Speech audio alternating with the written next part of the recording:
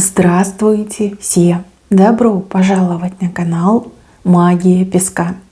Мои дорогие зрители, с вами, как всегда, ваша Ольга. Всех вас сердечно благодарю за то, что выбираете быть со мной, за вашу невероятную и теплую поддержку, за ваше участие, за ваши донаты. Земной вам поклон! Сегодня у нас будет отсыпочка на очень необычную тему.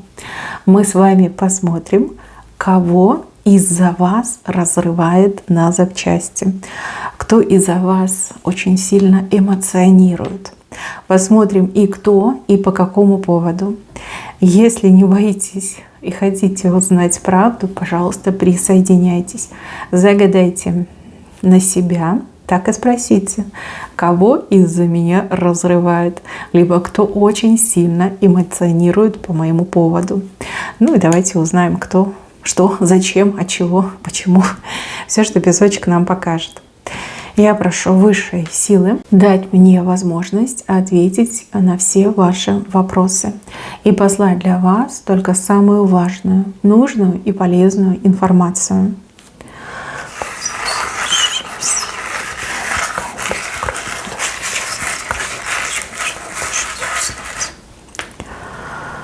Ничего себе, какой-то гадкий лебедь вышел.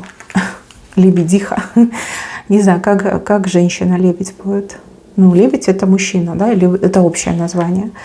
Здесь вот женщину показали, но показали птицей. Птицей такой, знаете, какой-то неуклюжей, страшненькой и еще и общипанной. Женщина по поводу вас, ну вот, хмурая ходит.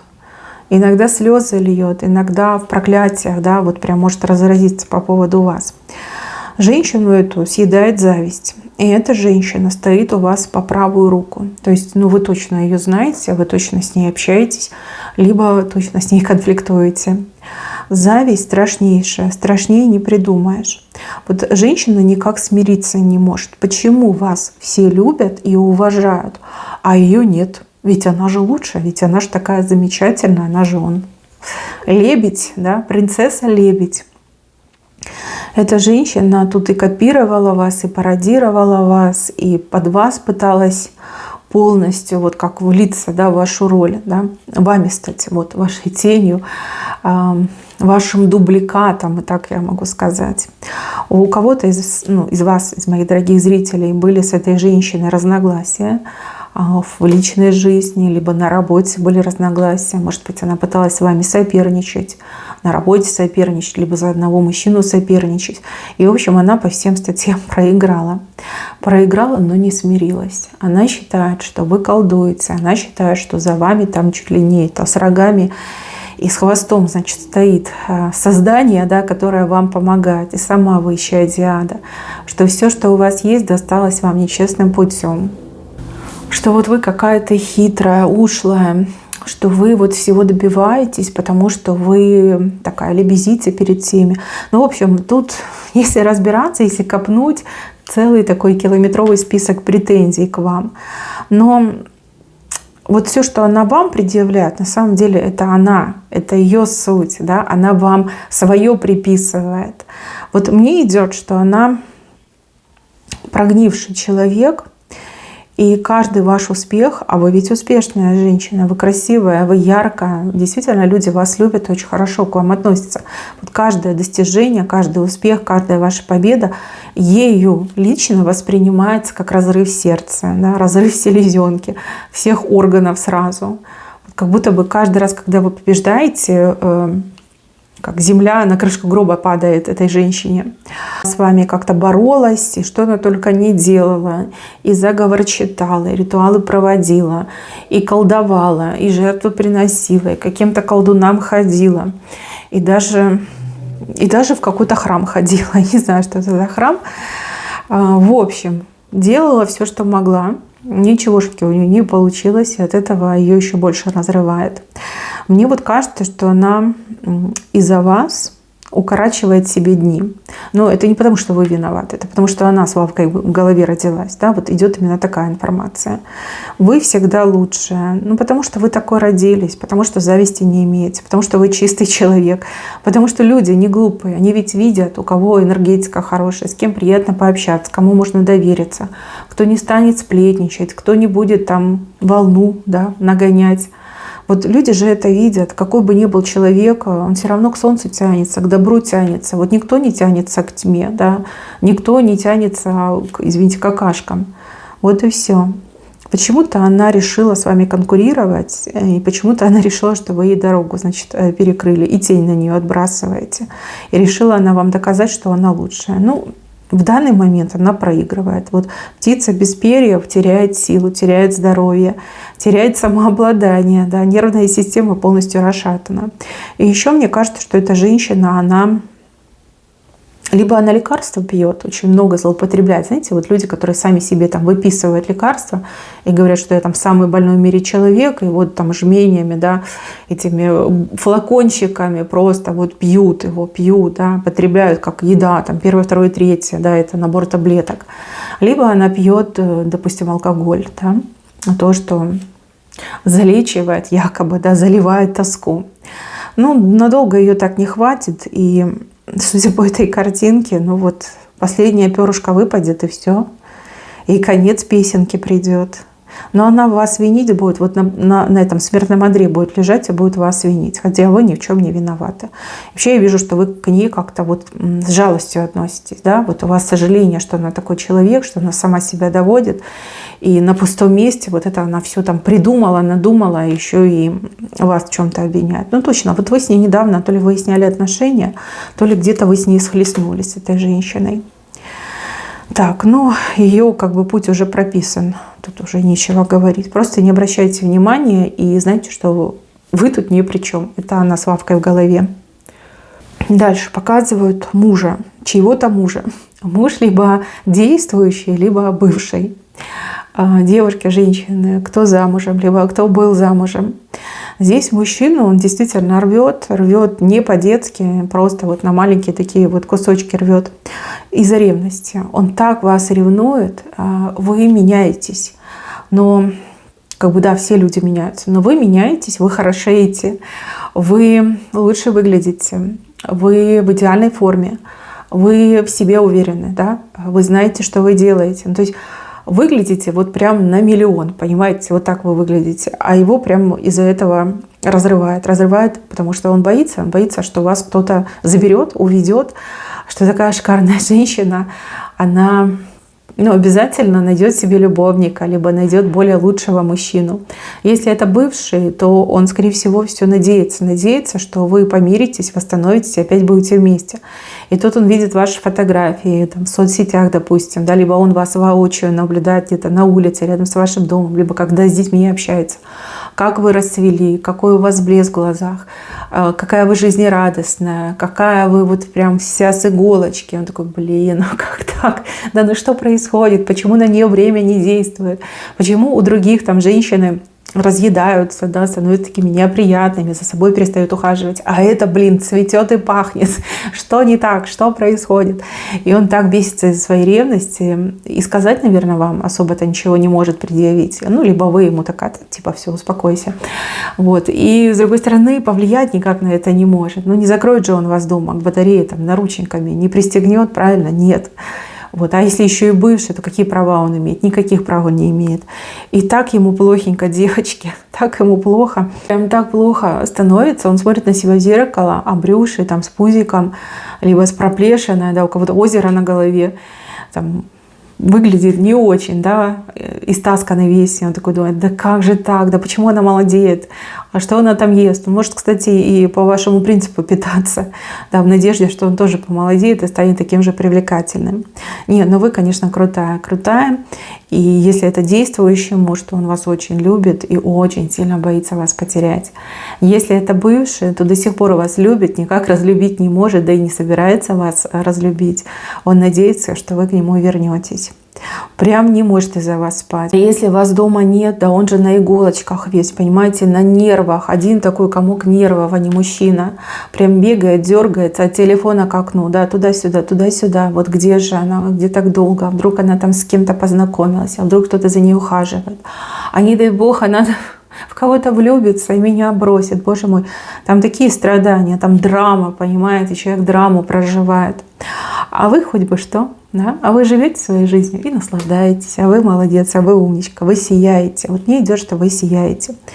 Может быть, весна так на вас влияет, да, что вы прям, весна, тепло, наконец-то зима закончилась, и вы сиять начали. Возможно, вы долго над собой работали и привели себя в идеальную форму. Опять же, тут еще не только физическое, тут еще и внутреннее, да, вы стали уверены в себе. Вы знаете, чего вы хотите, и вы знаете, как это получить, и вы это получаете, да, прям глаза светятся. Он ваш как страж, да, охранник-страж, вот в такой позиции находится. Дальше показывают еще одного мужчину. Но этот мужчина, он не идет каким-то вот женатым, немного несвободным. Скорее всего, да, либо он с девушкой живет гражданским браком, либо он женат. Женат, как все полагается, там дети, все есть. Вот. И этот мужчина, он так сильно вас хочет, буду говорить как есть, да, давайте называть вещи своими именами, что у него судороги идут, понимаете, судороги. Его прям все ниже талии сводит, понимаете. У него прям болевые ощущения, когда вы рядом. Возможно, у вас были отношения, а возможно, этот мужчина, да, хотел вас соблазнить, но вы ему отказали. Он не смирился, он не опустил руки. Вот он какие-то планы, стратегии, что вот нет, я ее добьюсь, она моей будет. Вы для него как, единственная, наверное, отрада в жизни, да, единственный лучик счастья. То есть в браке, если он в браке, то он очень несчастливый в браке. Если у него есть девушка, то у них там все не очень хорошо.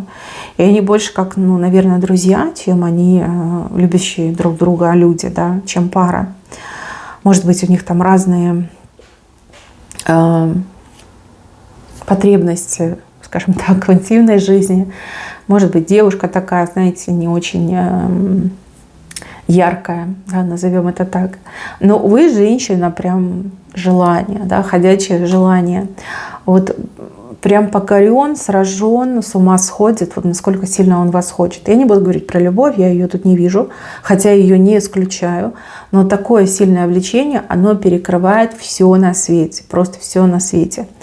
И этот мужчина, он постоянно сам с собой, в общем, думая о вас, занимается непотребством, назовем это так. Сила желания, она настолько его накрывает, что он готов вот именно ради вас, во имя вас, просто вот свою жизнь до основания разрушить. То есть разойтись с девушкой, либо развестись с женой, там, наверное, все потерять, да, всего лишиться, там, авторитета, уважения, семьи. Но вот лишь бы с вами, лишь бы вы ему взаимностью ответили. То есть, возможно, да, он к вам подкатывал, и вы такая, ты же женат, я с тобой не буду. Либо, нет у меня такой привычки с женатыми мужчинами общаться. Либо, может быть, даже у вас и были отношения, которые просто вот кипятили кровь, будоражили мужчину настолько, что он на 7-е небо улетал. Вот. Вы такая, развлеклись и хватит. Да? Если ты хочешь серьезных отношений, тогда разводись. То есть я не буду номером 2, да? я себя уважаю, я не буду любовницей. Вот. И вот он с ума по вам сходит. Вот хоть на стенку лезь, понимаете, иногда так перевозбудиться из-за вас, девочки, хоть на стенку лезть. Я говорю, я не исключаю, что он очень любит вас, да, просто желание в сегодняшнем дне просто все перекрыло, да, и я ничего за этим желанием рассмотреть не могу. Здесь даже его показали, и он готов к труду и обороне. Кстати, нужно отдать должное, что такое желание, такое перевозбуждение мужчин на большие подвиги толкает. Так что, девочки, я думаю, что этот мужчина еще не раз проявится, и он действительно готов. Он готов на все, лишь бы обладать вами. И, кстати, если вы замужем, для него это вообще не помеха. Такой, какой муж, да, не стенкой подвинется, да, подвинем, вынесем и не спросим. Очень серьезно он к вам пылает, просто безумно, я бы даже сказала. Изнутри как будто бы горит, вот мне идет такое ощущение. Так, еще один персонаж. Очень странный, кстати, человек. Человек, который, как бы это помягче сказать, вами недоволен. Недоволен, но нет никаких претензий, кроме одной, что вы не развиваете какой-то свой талант, свои способности. Опять же, все вы разные. У кого-то талант, вы поете, вы стихи пишете, вы рисуете, вы лепите, вы шьете, вышиваете, да? Вы, может быть, там, кондитер от Бога. Вот. У кого-то дар, и вы умеете, например, там, гадать, да? Либо вы умеете видеть, слышать и чувствовать. То есть все вы разные, да? Может быть, вы целитель от Бога. И вот этот человек на вас смотрит и так, знаете, как головой покачивает и думает: блин, такой талант, и вот прям в землю зарывается на моих глазах. Кто этот человек? Я не могу сказать, но этот человек как-то выше всех. То есть, ну, явно человек знающий, либо человек, обладающий такой же способностью, либо даром. Да? Кто-то видит ваши способности и очень сокрушается по поводу того, что вы этим не занимаетесь. Да? Может, это какой-то продюсер, который вас там случайно в караоке увидел, и вы настолько прекрасно пели, и он такой: блин, почему эта женщина не на сцене? Либо действительно, может быть, вы ходили к кому-то на прием, там, к экстрасенсу, допустим, либо к магу, да, и человек увидел ваши способности и думает: боже, такая сила, вот мне бы такую силу.